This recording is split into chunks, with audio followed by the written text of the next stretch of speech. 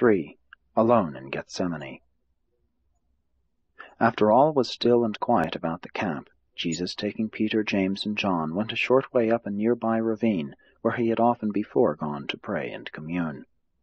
The 3 apostles could not help recognizing that he was grievously oppressed. Never before had they observed their Master to be so heavy-laden and sorrowful.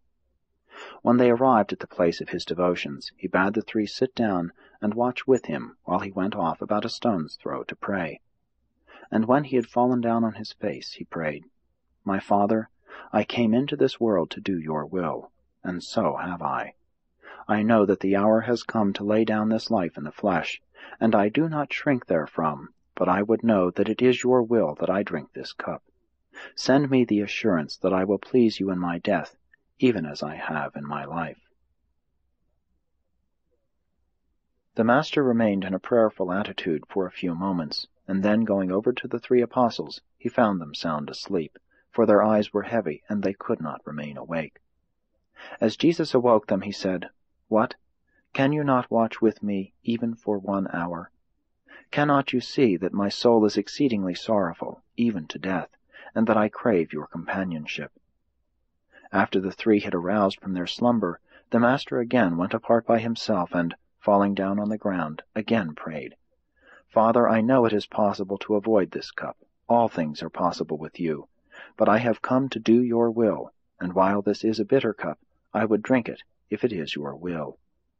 And when he had thus prayed, a mighty angel came down by his side, and, speaking to him, touched him, and strengthened him. When Jesus returned to speak with the 3 apostles, he again found them fast asleep. He awakened them, saying, "In such an hour I need that you should watch and pray with me. All the more do you need to pray, that you enter not into temptation. Wherefore do you fall asleep when I leave you?" And then for a 3rd time the Master withdrew and prayed, "Father, you see my sleeping apostles. Have mercy upon them. The spirit is indeed willing, but the flesh is weak.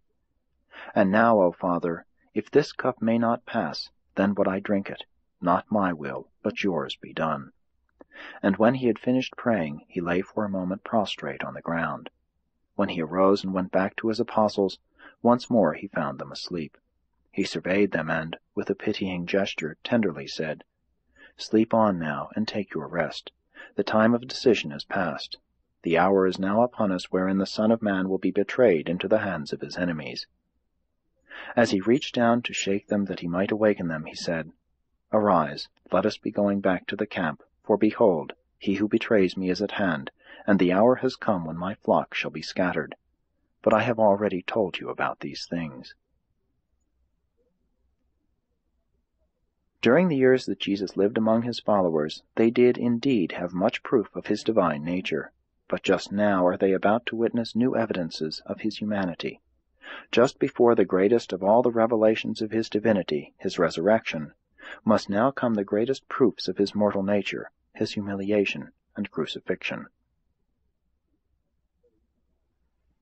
Each time he prayed in the garden, his humanity laid a firmer faith hold upon his divinity.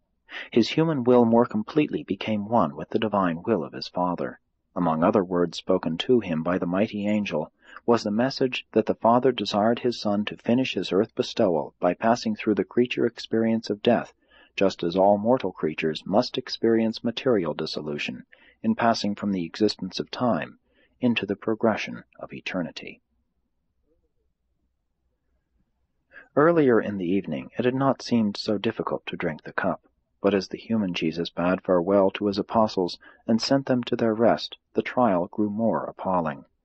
Jesus experienced that natural ebb and flow of feeling which is common to all human experience, and just now he was weary from work, exhausted from the long hours of strenuous labor and painful anxiety concerning the safety of his apostles. While no mortal can presume to understand the thoughts and feelings of the incarnate Son of God at such a time as this, we know that he endured great anguish and suffered untold sorrow, for the perspiration rolled off his face in great drops. He was at last convinced that the Father intended to allow natural events to take their course. He was fully determined to employ none of his sovereign power as the supreme head of a universe to save himself.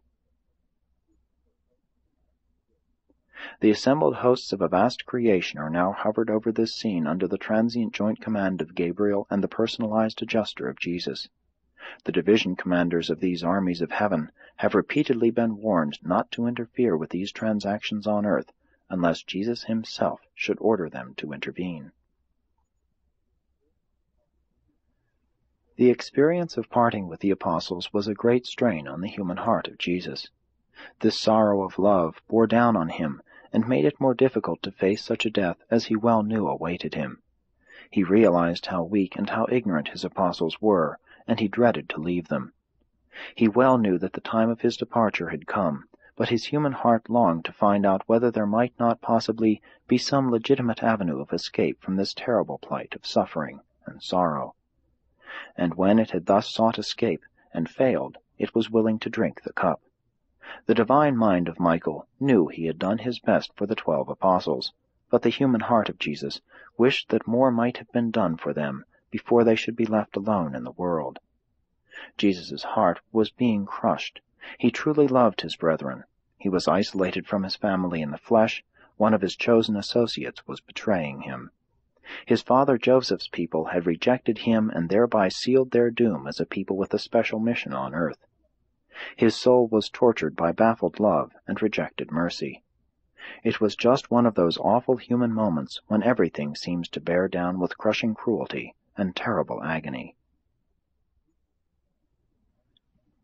Jesus' humanity was not insensible to this situation of private loneliness, public shame, and the appearance of the failure of his cause.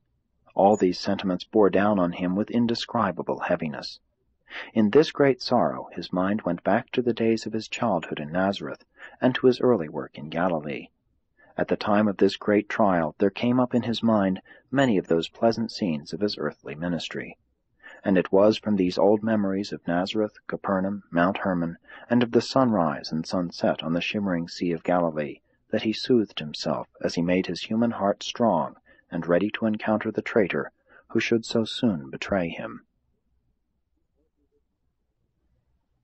Before Judas and the soldiers arrived, the Master had fully regained his customary poise. The Spirit had triumphed over the flesh.